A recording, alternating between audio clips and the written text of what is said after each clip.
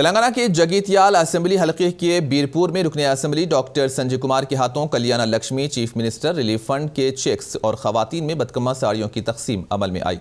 इस मौके पर रुकने असेंबली डॉक्टर संजय कुमार ने बात करते हुए कहा कि तेलंगाना हुकूमत खवातीन की तरक्की के लिए खुसूसी इक़दाम कर रही है। रियासत तमाम मज़ाहिब की तरक्की के लिए एकसां तवज्जो दी जा रही है। इन्होंने कहा कि सीएम रिलीफ फंड गरीबों के लिए एक एजाज़ है। तेलंगाना वो वाहिद रियासत है जो आरोग्यश्री की खिदमात में इजाफा करके मेयारी तिब्बी सहूलतें फराहम कर रही है। इन्होंने मजहब और जात पात के नाम पर सियासत करने वाली सियासी जमातों से होशियार रहने का अवाम को मशवरा दिया। मरकज पर इल्जाम लगाते हुए कहा कि मरकजी हुकूमत रियासत के लिए फंड जारी करने में नाकाम हो गई है। इस मौके पर सरपंच एस रमेश व दीगर भी मौजूद थे।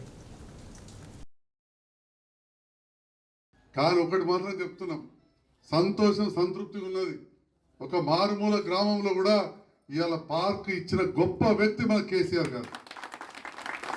ఒక్క 20 ఏళ్ల వెనుకకు పోతే నేను డాక్టర్గా జగిత్యాల దవాఖాన పెట్టినప్పుడు మండల ఆఫీస్ దగ్గర పెడితే జనార్దన్ సార్ దగ్గర పెడితే అడ్రస్ ఎక్కడ అంటే వెట్పల్లికి నాకు వెట్పల్లి కురుట్ల పేషెంట్ బాగా మోట్లాడబెట్టి ఏడా అంటే పార్క్ ముందట అంటే జగిత్యాల జిల్లా మొత్తంకు ఒకటే పార్క్।